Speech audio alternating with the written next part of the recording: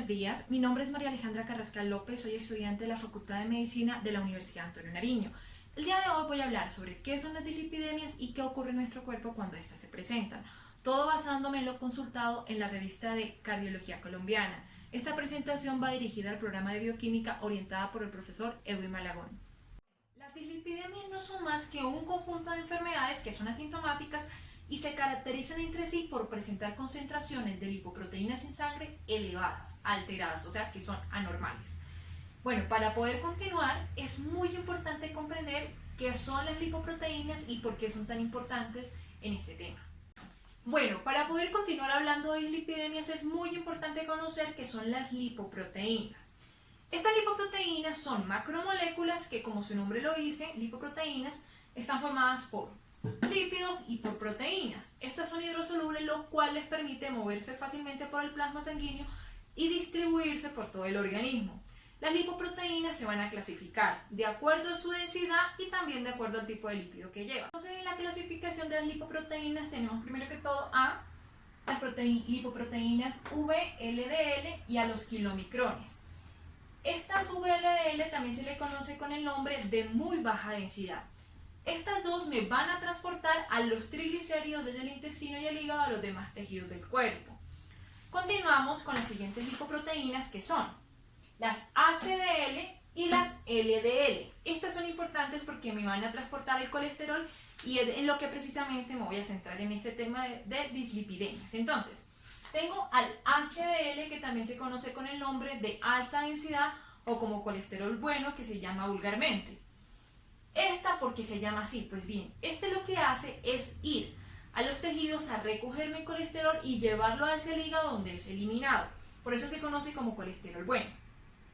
Tengo el LDL, que se conoce como de baja densidad o colesterol malo, que me va a hacer todo lo contrario a lo que hace el HDL. Esto lo que va a hacer que es, va a ir al hígado, va a traer el colesterol y lo va a llevar a los diferentes tejidos del cuerpo. ¿Qué es lo malo de esto? Que cuando los niveles de LDL son altos, están por encima de lo normal, se va a formar una placa en la arteria que me la va a obstruir poco a poco, impidiendo el paso de sangre que lleva oxígeno. Y como sabemos, a una parte de nuestro cuerpo a la que no le llega oxígeno se va a morir. Por eso es que es tan importante mantener niveles moderados. Incluso se ha comprobado diversos estudios que no tiene tanta influencia negativa a nivel fisiológico si los niveles de LDL son bajos. Entonces, por estas razones se conoce al HDL como el colesterol bueno. La dislipidemia también se puede clasificar. Por ejemplo, tenemos la hipercolesterolemia, que como su nombre lo dice, los niveles de colesterol están por encima de lo normal, mientras que los niveles de triglicéridos se mantienen en su concentración normal. También tengo cuando hay un aumento combinado entre triglicéridos y colesterol. Entonces acá lo que pasa es que la concentración de triglicéridos está 1 o 2 veces por encima que la del colesterol. Tengo también un aislamiento del incremento de los triglicéridos, que como suena es cuando los aumentos de triglicéridos, la concentración, está por encima de lo normal, mientras que el colesterol mantiene una concentración levemente normal o si está un poco elevada no es tan significativo. Y por último tengo cuando el colesterol está elevado severamente, al igual que los triglicéridos. ¿Por qué menciono estos dos? Porque estos dos son el componente lipídico de la sangre. Y bueno, aunque los triglicéridos, cuando los niveles de estos están por encima de lo normal, van a estar más relacionados, por ejemplo, con la pancreatitis aguda, que con los problemas, digamos, de corazón, como lo son la aterosclerosis o la enfermedad coronaria, que sí tiene que ver mucho con el colesterol.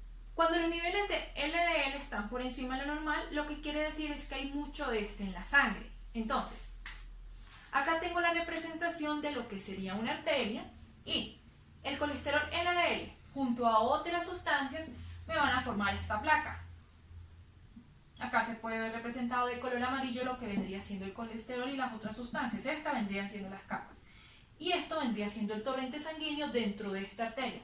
Como se puede ver, el paso está obstruido. No puede pasar la misma cantidad por esta obstrucción que tenemos acá. Entonces, el colesterol es un factor de riesgo para la enfermedad cardiovascular. pero no es el único, ya que sumado a hábitos como lo son el tabaquismo y el alcoholismo y enfermedades de base como lo son la diabetes y la hipertensión, me van a conformar el riesgo cardiovascular global. Bueno, ya para finalizar, es importante saber que no siempre los niveles de colesterol, digamos del que conocemos como malos, se me van a incrementar siempre porque estoy comiendo mal este tipo de cosas. Hay algunos casos donde esto es hereditario, por lo que es importante estarse haciendo controles regularmente para saber cómo estoy, llevar una higiene dietaria, disminuyendo el consumo de colesterol malo que llaman, que es las comidas rápidas, este tipo de cosas, y comer más este tipo de grasas insaturadas que contienen los vegetales y que también son los más saludables, hacer ejercicio regularmente, evitar malos hábitos como son el alcoholismo, el tabaquismo, que me puedan conllevar a aumentar este tipo de riesgos. Para cerrar, había mencionado que también habían enfermedades de base que constituían un riesgo, como lo eran la diabetes y la hipertensión. Para cerrar, quiero hablar un poco de por qué la diabetes está relacionada con las dislipidemias. Pues bien, cuando hablamos de insulina, yo creo que a todos se nos viene a la cabeza la palabra diabetes, porque ya lo tenemos muy relacionado. Pues bien, la insulina es una hormona de carácter proteico y esta tiene una función muy importante que es regularme los niveles de glucosa en la sangre, que es por lo que generalmente la conocemos. Pero no es su única función. La insulina también está relacionada en los controles de lípido en sangre. Entonces, ¿qué pasa? Si mi páncreas no libera la suficiente insulina o esta no funciona bien y digamos no voy a tener un control de la glucosa en sangre, tampoco lo voy a tener de los lípidos. Por eso es que estas dos están fuertemente relacionadas. Y es muy probable que si una persona está padeciendo diabetes, también pueda llegar a padecer una dislipidemia. Gracias.